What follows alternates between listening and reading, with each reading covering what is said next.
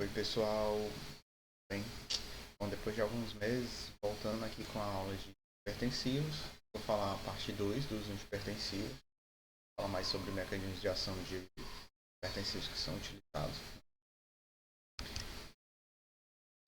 Se vocês lembrarem na aula passada, a gente falou que a gente tem diversos hipertensivos mais comuns, bloqueadores de canais de cálcio, vasodilatadores diretos, mecanismos de ação central, beta-bloqueadores, alfa-bloqueadores, inibidores da ECA, antagonistas da angiotensina 2 e diuréticos. Primeiramente, a gente vai falar dos bloqueadores de canais de cálcio. O que o bloqueador de canal de cálcio faz? Bom, ele bloqueia o canal de cálcio, como o próprio nome diz, né, justamente para evitar que as células tenham a infusão de cálcio para dentro delas, que o cálcio é uma molécula essencial justamente na contração celular. Evitando a entrada de cálcio, a gente vai evitar a contração muscular, evitar com que músculos como vasos, artérias e até mesmo o coração tenham uma maior capacidade de contração. Isso vai fazer com que evite maior pressão arterial. Então, entre os bloqueadores de canais de cálcio que a gente tem na prática, tem um dos mais comuns, o tiazem, em todos esses nomes comerciais, felodipina, amlodipina, que também é um dos mais comuns, é o mais comum, pode encontrar em farmácias e hospitais, entre esses outros nomes com parecido, finalzinho parecido, verapamil também, que é bem conhecido, mas é bem utilizado em hospitais e UPAs e urgência e emergência. Na ponta da farmácia você consegue encontrar muito mais a amlodipina, mas também tem gente que utiliza a fenodipina. Bom, como eu falei antes para vocês, por que a gente utiliza um bloqueador de canal de cálcio? Justamente para evitar que tenha um influxo de cálcio. E o que o cálcio faz lá da célula? Ele se liga ao camodulina e tem todo aquele processo de ligação e ativação do complexo miosítico que faz com que tenha a contração celular. Você evitando que entre a cálcio dentro da célula, principalmente célula muscular lisa, que depende do cálcio extracelular, vai evitar com que tenha a contração do músculo liso, principalmente do vaso, miocárdio, entre outros músculos lisos. Já que na parte de antihipertensiva, a gente está justamente utilizando o bloqueador de canal de cálcio para evitar que tenha a contração muscular. Como eu falei para vocês, isso vai fazer com que evite a contração muscular e a maior facilidade na vasodilatação. Você utiliza associado com outro medicamento, como por exemplo um vasodilatador. Você utilizando um vasodilatador, você vai ter uma maior propensão a ter uma vasodilatação, já que você está evitando também a contração, já que são efeitos antagônicos. Pode associar dois medicamentos justamente por isso. Inibir, como eu falei para vocês, o influxo de cálcio para o interior de células. Aqui é uma coisa mais técnica, células de canais lentos, principalmente células do tipo L, ou seja, células vão fazer que tenha a contração justamente pela associação à entrada de cálcio, ela se ligar com a modulina, ativar o complexo tiosina, actina e ter a contração muscular. Essas células estão principalmente localizadas em músculos lisos de artérias, arteríolos, cérebro e miocárdio. Normalmente, na literatura, fala-se que esses medicamentos têm maior resultado em pacientes de raça negra do que em indivíduos brancos, causam menos fadiga, pouca interação e interferência vascular, especialmente no exercício, quando comparados com os beta-bloqueadores, já que, como a gente viu, os beta-bloqueadores eles vão bloquear também o beta-2, vai fazer com que tenha dificuldade de respiração, principalmente nos asmáticos, já que a gente precisa que tenha uma dilatação dos brônquios, que a gente depende pela ativação do beta-2. Se você bloquear o beta-2, você vai ter uma maior dificuldade de respirar. Aqui eu vou falar um pouquinho mais sobre alguns beta-bloqueadores. Bloqueadores não, desculpa, de canais de cálcio, como por exemplo o verapamil. E além de bloquear os canais de cálcio, ele também antagoniza o ático, que é muito utilizado por via endovenosa. ele acaba reduzindo a pressão arterial sem provocar taquicardia e reduz o consumo de oxigênio, também é utilizado para. Pode ocasionar constipação, aqueles feitos também. Bloqueadores de canais de cálcio, eles não são tão específicos para a eles também podem ocasionar bloqueio de canais de cálcio nos nervos e músculos gastrointestinais. Bom, agora a gente vai já para outro tipo de medicamentos. São medicamentos utilizados como antagonistas de angiotensina 2. O que seria a angiotensina 2? Essa substância ela é utilizada somente na conversão, depois que é convertido, angiotensinogênio. Converte em angiotensina 2 em a ECA, que é a angiotensina, a angiotensina 2, que ocasiona o aumento da pressão arterial. E isso justamente pela retenção de sal e também pelos efeitos da aldosterona. Quando se bloqueia essa enzima, ou antagonismo, você vai lá. O que é um antagonismo? Ele vai no receptor da angiotensina 2 e fica estacionado naquele local impedindo que a angiotensina 2 se ligue ao seu receptor e tenha a ação de aumento na pressão. Então, esses medicamentos vão ser utilizados justamente para evitar o aumento da pressão pela ação do angiotensina 2 no seu receptor. Os medicamentos utilizados com essa ação, o mais comum, que é muito barato, sai até mesmo em farmácia popular, postos, é bem liberado, ele é bem barato, a losartana. Esses nomes populares, principalmente a ARA2 é bem conhecido. A losartana já é um medicamento um pouco mais caro, ele tem uma especificidade maior pelo receptor. Anesartana e besartana, até o mesartana, tem o mesmo princípio ativo, mesma ação, seria antagonizar o angiotensina 2, mas são mais específicos, eles têm uma afinidade maior pelo receptor de angiotensina 2. A losartana já, ela não tem uma especificidade tão grande, ela não tem uma precisão tão grande, por isso que é um medicamento bem barato ainda, esses outros já são bem mais caros, se vocês forem olhar na farmácia do bairro de vocês. Como eu falei para vocês, o mecanismo é a angiotensina 2, ela aumenta a pressão, isso justamente pela retenção de sal tem uma maior absorção dos sais e fica mais concentrado. Por onde o sal vai, a água vai, ou seja, aumenta a pressão do indivíduo.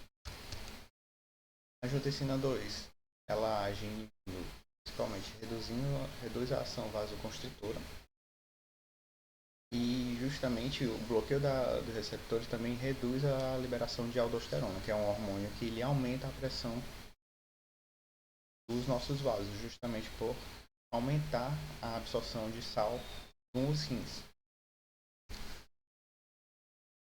Normalmente ele é utilizado, esses medicamentos são utilizados na hipertensão arterial, também são associados com diuréticos, digitálicos, não pode ser utilizado na gravidez nem na lactação. Entre efeitos colaterais ou adversos, tontura, hipotensão, hipercalemia, justamente pela diminuição da absorção de alguns sais, como por exemplo potássio, sódio. Pode também ter predisposto a dor de cabeça, infecções do trato respiratório superior. Os antagonistas de angiotensina 2, eles não provocam a tosse seca, diferentemente dos ECA, por não provocar acúmulos da abrasião, também são indicados para pessoas que não têm naquela tosse seca com dores da ECA. Eles possuem potencial de exercer uma inibição mais completa da ação da angiotensina, diferente do IECA. Como eu mostrei para vocês, o IECA ele inibe apenas a enzima conversora de angiotensina, só que a gente tem outras enzimas que também podem converter para a produção de angiotensina 2. E o antagonista de angiotensina 2 já é algo mais específico, você já inibe a ligação da substância ao receptor dela, você não inibe só a enzima. Agora eu vou falar um pouco para vocês dos inibidores de ECA. O que seriam os inibidores da ECA? São substâncias que inibem a ação da enzima justamente na conversão da renina em angiotensina. Essas substâncias acabam inibindo a conversão e vai agir justamente parecido com os antagonistas que eu falei anteriormente para vocês. Eles vão inibir a conversão. Isso faz com que tenha menor produção de aldosterona, que ela aumenta a retenção. Também vai, como consequência, diminuir a pressão arterial, já que vai inibir esse aumento da pressão arterial ocasionada pela angiotensina. Os principais medicamentos inibidores da ECA, captopril, enalapril, são bem típicos daquela tosse seca, justamente pelo acúmulo de algumas substâncias ocasionadas pelo inibidores da ECA, temilizinopril, entre muitos outros medicamentos. Aqui do lado são os medicamentos com nomes comerciais. Inibidores da ECA. Captopril é um inibidor da ECA de primeira geração, possui um grupo tiólico que provoca o maior efeito adverso, que é justamente a bradicinina, aumento do acúmulo da bradicinina. Essa bradicinina, ela acaba tendo aquela tosse seca, justamente, que é um efeito bem típico de pessoas que utilizam inibidores da ECA. O grupo tiólico, que é justamente esse grupo, ele acaba ocasionando o efeito adverso da tosse seca, que aumenta justamente aquela tosse seca e faz com que pessoas que tomam o captopril tenham aquela tosse bem...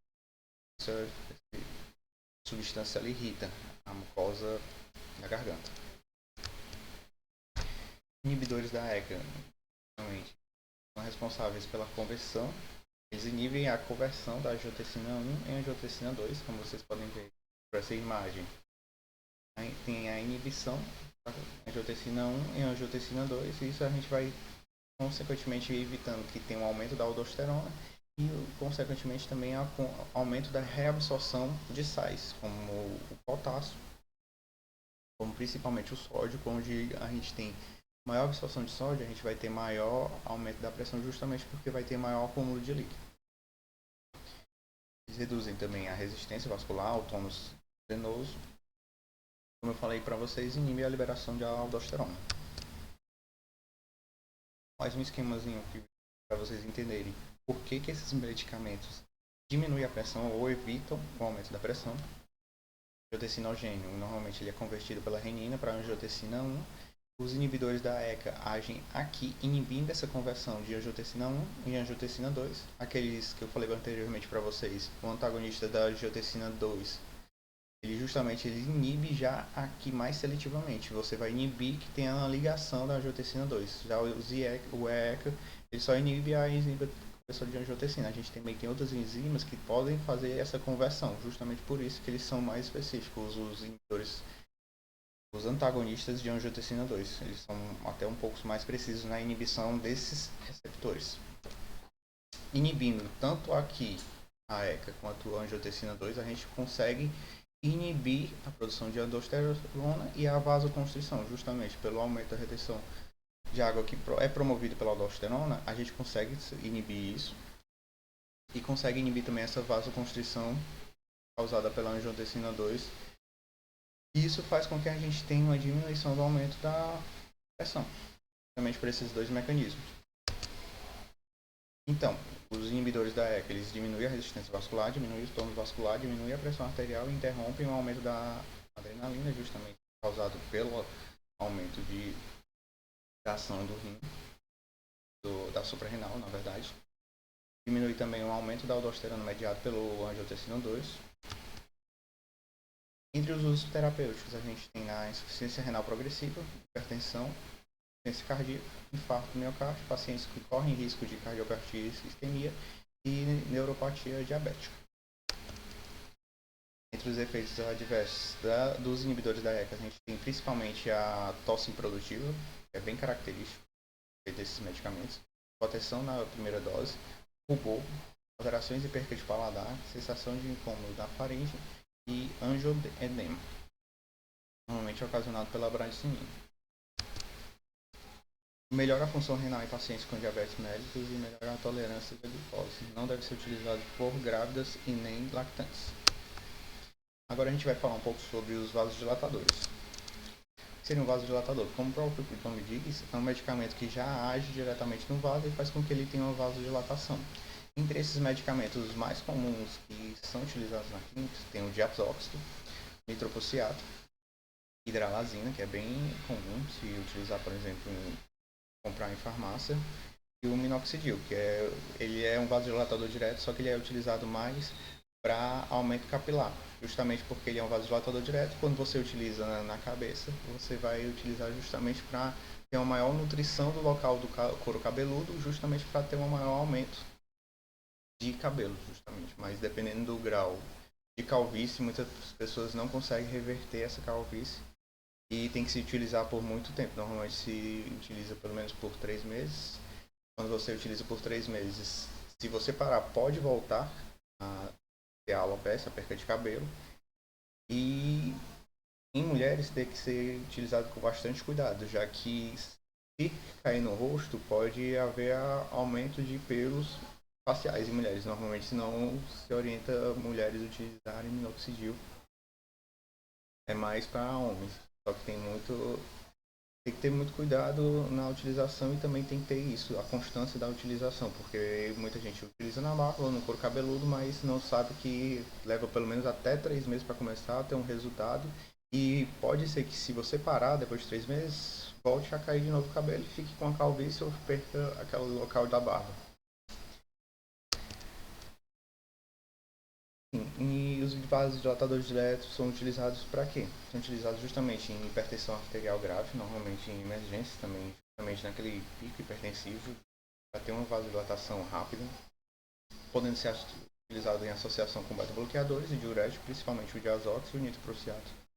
Todos os medicamentos provocam a retenção de sódio e água, exceto o nitroprusiato. É recomendado utilizar justamente com um diurético para evitar essa retenção de sódio e água. O diazóxido, ele é um derivado de diazólico, ele não é diurético, ele diminui a pressão arterial justamente pela vasodilatação e a diminuição da resistência periférica. Ele pode ter um efeito também inibindo a liberação de insulina pelo pâncreas, provocando o efeito de hiperglicemia, que tem sido utilizado justamente com bastante cuidado. Pode ter também uma hipotensão excessiva pela utilização do diazóxido. Como eu falei para vocês, utilizado bastante em emergências, causa retenção de sódio e contraindicado em quem tem cardiopatia isquêmica. Já o nitroprusiado também é utilizado principalmente em infusão venosa. Ele causa uma vasodilatação arterial venosa em menos de 1 minuto, é metabolizado no músculo liso. E ele faz com que tenha um aumento do óxido nítrico nos nossos vasos, isso faz com que tenha uma vasodilatação bem rápida. A hidralazina também tem efeitos bem parecidos com os anteriores, como eu falei para vocês. Pode ser utilizado normalmente com propanolol para reduzir um ataque cardíaco reflexo. Como eu falei para vocês anteriormente, o minoxidil normalmente não é utilizado muito para hipertensão arterial. Se utiliza mais para calvície. Ele é um potente vasodilatador, mas ele é mais eficaz justamente para queda de cabelo. Normalmente em mulheres tem que ser utilizado com bastante cuidado, porque se a mulher utilizar no couro cabeludo e essa solução escorrer na face, pode ter o aparecimento de pelos faciais. É contraindicado em mulheres. Alguns medicamentos que têm o minoxidil, como o PENT ou o aloxidil. Já os agentes de ação central. Aqui já é outro medicamento, são outros tipos de medicamentos, outros tipos de mecanismos utilizados também para hipertensão arterial. Os efeitos, eles afetam a síntese e o armazenamento da liberação de noradrenalina. Como vocês sabem, se eu tenho um aumento da noradrenalina, a gente vai ter um aumento justamente da pressão. Entre esses medicamentos utilizados, a gente tem a clonidina. Esses são medicamentos com os nomes comerciais de alguns medicamentos, a alfa-metildopa, reserpina e a agonetidina. Como que agem esses medicamentos?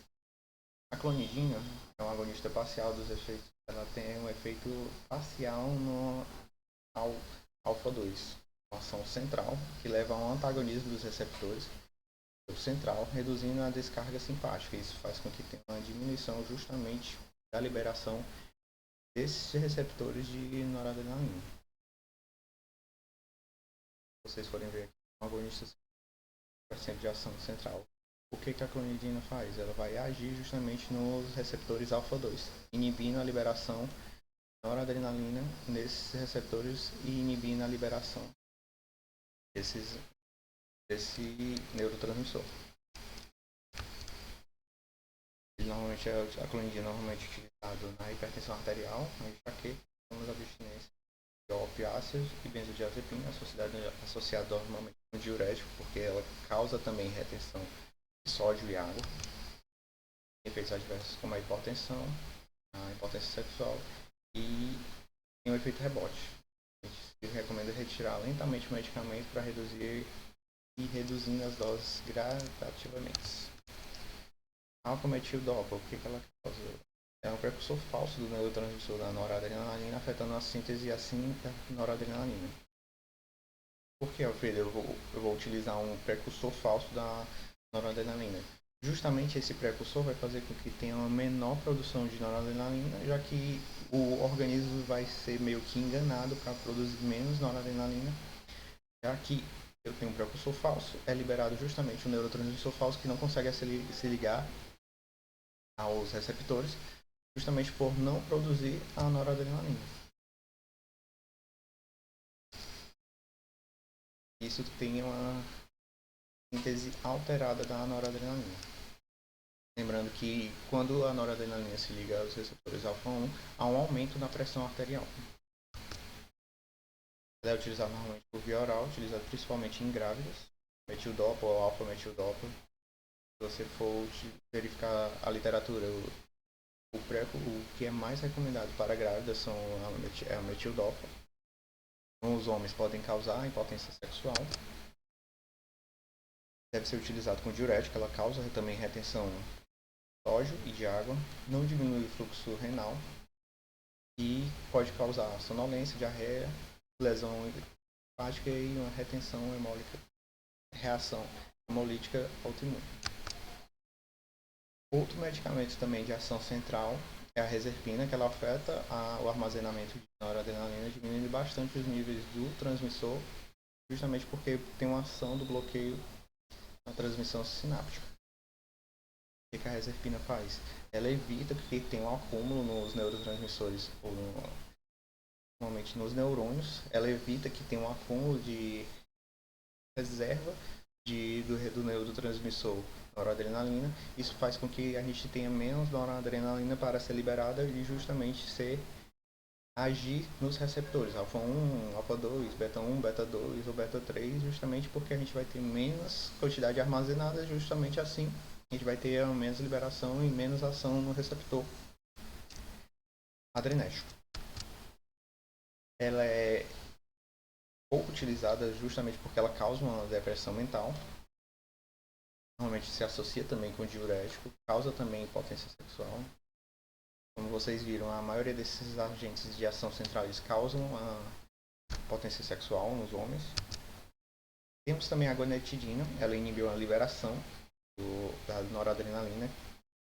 Como a gente viu, todos esses medicamentos eles têm uma ação justamente para diminuir a ação da noradrenalina nos seus receptores adrenérgicos.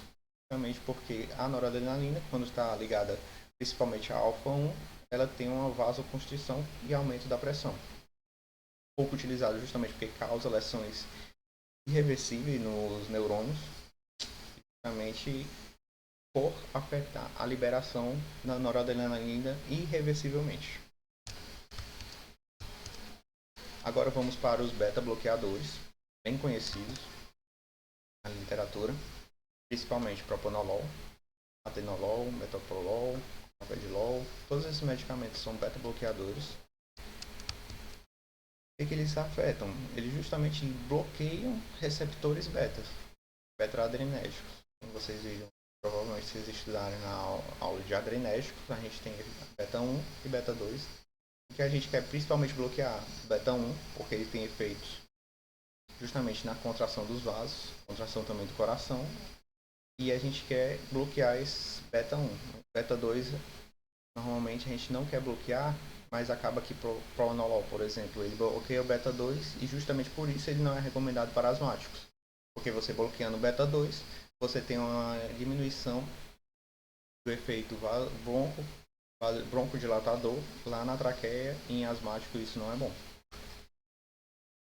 Inibe também catecolaminas no local do receptor beta, e não existe totalmente o bloqueio dependendo do medicamento. Se vocês forem lembrar da aula de adrenérgico, esses são os receptores que tem beta 1 no coração. Na junção glomerular renal, a gente tem também beta 1. Acaba aumentando o tempo que contração do coração, força de contração também do coração, o incremento também da velocidade no coração, o incremento também da ação da junção glomerular lá nos rins. Beta 2, a gente tem principalmente, como eu falei para vocês, não é bom um beta bloqueador e agir especificamente no beta 2, a gente não quer muita ação no beta 2 justamente porque a gente precisa ativar beta 2, por exemplo, quando você está em crise asmática, para ter uma melhora crise asmática, acaba alterando também o músculo uterino. E beta 3 tem a lipólise e a termogênese. O que a gente vai querer mais pelos beta bloqueadores é que eles ajam mais especificamente no beta 1, só que acaba que, por exemplo, o propranolol ele acaba agindo também no beta 2. Como eu falei para vocês, o propranolol ele não é seletivo, ele pode agir tanto com o beta 1 e quanto também no beta 2. Justamente por isso a gente não recomenda em asmáticos. Ele pode acabar agindo no beta 2 e bloqueando também brônquio, músculo vascular. O efeito resulta na diminuição normalmente da condução atrial, reduz a frequência, diminui o trabalho do coração e diminui o consumo de oxigênio pelo miocárdio. Normalmente o bloqueio dos receptores cardíacos, o propranolol ocasiona justamente por bloquear a beta 1. O mecanismo de ação, como eu falei para vocês, tem toda essa cascata que evita o aumento da pressão. Ele é mais efetivo no tratamento de hipertensão arterial nos homens da raça branca e jovens. É utilizado na hipertensão associada à angina, infarto miocárdio, taquicardia supraventricular, glaucoma e enxaqueca. Também é bastante utilizado em enxaquecas. Como eu falei para vocês, também é utilizado até mesmo na ansiedade. O propranolol é bastante utilizado em efeitos também em tremor. Tem causas prováveis utilizado o propranolol. Ele tem bastante efeito clínico e efeitos off-label. Aqui um pouquinho da farmacocinética. A disponibilidade dele é baixa. É tomado por via oral, a alimentação diminui o metabolismo. Entre os efeitos adversos, pode mascarar a glicemia. Não pode ser suspenso abruptamente devido ao seu efeito rebote. Continuado de 1 a 2 semanas, tem que ser diminuída a dose. Pode causar uma depressão mental. E deve ser utilizado com cautela. Pode atravessar a barreira da placenta e sair no leite materno. Entre as contraindicações, beta-bloqueadores, a gente tem as indicações. Interações dos efeitos propranolois. Ele diminui se você está utilizando também esses tipos de medicamentos. O efeito do propranolol é aumentado se você utiliza esses outros medicamentos.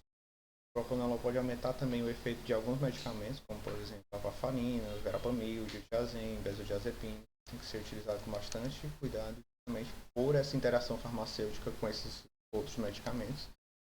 Contraceptivos. Alguns contraceptivos podem aumentar o efeito do propranolol. Normalmente, suspender o medicamento e informar um médico. Se a frequência cardíaca estiver bastante baixa, a prevenção de enxaqueca é utilizada além do propranolol, o atenolol, o nadolol, entre outros beta-bloqueadores. O atenolol ele já é mais específico para beta 1, ou seja, ele é melhor utilizado para asmáticos e pessoas que têm problemas respiratórios, como diabéticos também, já que o beta-bloqueador ele pode mascarar efeitos da hipoglicemia. Enfim, agora a gente vai falar um pouco de alfa-bloqueadores. Eu sei que a aula está bastante extensa, eu estou tentando resumir bem mais rápido a aula. São vários medicamentos, vários mecanismos, mas a gente vai seguindo. Agora são os alfa-bloqueadores. O que seriam alfa-bloqueadores? A gente tem, por exemplo, daxazocina, prazosina, são os mais comuns. Eles não têm ação nos beta-receptores, como o próprio nome diz, eles vão ter ação nos alfa-bloqueadores. Ou seja, eles bloqueiam principalmente alfa-1 justamente porque esses receptores, quando ativados, eles aumentam a contração de musculatura lisa, tanto arterial quanto venosa. São utilizados normalmente em hipertensão leve ou moderada, pode ser associado normalmente com o beta-bloqueador, como o propanolol, ou com algum diurético. Como eu falei para vocês, os alfa-1 normalmente eles acabam tendo, quando ativados, toda aquela cascata da ativação do alfa-1. A adrenalina se liga ao alfa-1, tem a ativação da fosfolipase C, que aí o PIP2 acaba aumentando os símbolos mensageiros, que é o IP3 e o DAG, que acaba tendo a ativação, a entrada de cálcio dentro da célula, da musculatura lisa, e tem toda aquela cascata que eu falei justamente para vocês. O cálcio se liga com a modulina, ativa o complexo actina e miosina, tem a contração do músculo liso. Tendo a contração do músculo liso, a gente vai ter um aumento na pressão. A gente utiliza justamente um alfa-bloqueador para inibir esse aumento da contração muscular lisa. No alfa-2 também a gente tem um aumento da contração muscular lisa. Então, esses medicamentos vão agir como alfa-bloqueadores, justamente inibindo a ligação da noradrenalina ou da adrenalina com os receptores alfa-1 para evitar que tenha uma vasoconstrição justamente pelo aumento do cálcio e toda aquela cascata que eu falei anteriormente para vocês. Normalmente eles são mais seletivos para alfa-1, bem mais seletivos para alfa-1 do que alfa-2, que alfa-1 tem a capacidade bem maior justamente de aumentar a pressão arterial. A maioria reduz o tônus vascular liso, principalmente pode ser utilizado também para reduzir o tônus vascular liso da próstata e do colo da bexiga. São outros também tratamentos da hiperplasia prostática. São utilizados em pacientes com diabetes mellitus e alterações lipídicas. E os efeitos adversos, a gente tem a hipotensão postural, taquicardia reflexa, tonturas, cefaleia e taquicardia. A associação pode ser associada com beta-bloqueadores para reduzir justamente a taquicardia reflexa, você utilizando um beta-bloqueador e um alfa-bloqueador, justamente associando um com o outro. O tratamento pode causar uma tolerância, assim tem que ser utilizado provavelmente outro medicamento antihipertensivo para ajudar naquele controle da pressão e ocasionar uma tolerância pelo paciente. Aqui é um pouco da farmacocinética de alguns medicamentos. Normalmente o prazosine é absorvido rapidamente, a meia-vida é curta, 3 a 4 horas. A dose inicial normalmente utilizada do prazosine é 1 mg e a dose máxima utilizada é 20 mg ao dia, vai dependendo dos medicamentos. Normalmente tomadas de 3 vezes ao dia para prevenir justamente a hipertensão postural. Gazosina e aterazosina tem uma meia-vida bem maior, de 2 horas, causam menor hipotensão postural. Normalmente são utilizados em dose única. A dose habitual do daxazosina é de 1 a 4 mg e do terazosina é de 5 a 20 mg. Enfim, pessoal, essa aula foi um pouco corrida justamente porque normalmente o conteúdo de antihipertensivo é bem grande.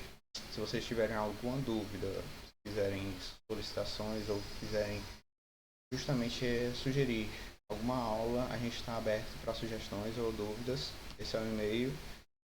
Aqui no próprio vídeo vocês podem comentar. E até a próxima aula. Obrigado e fique com Deus.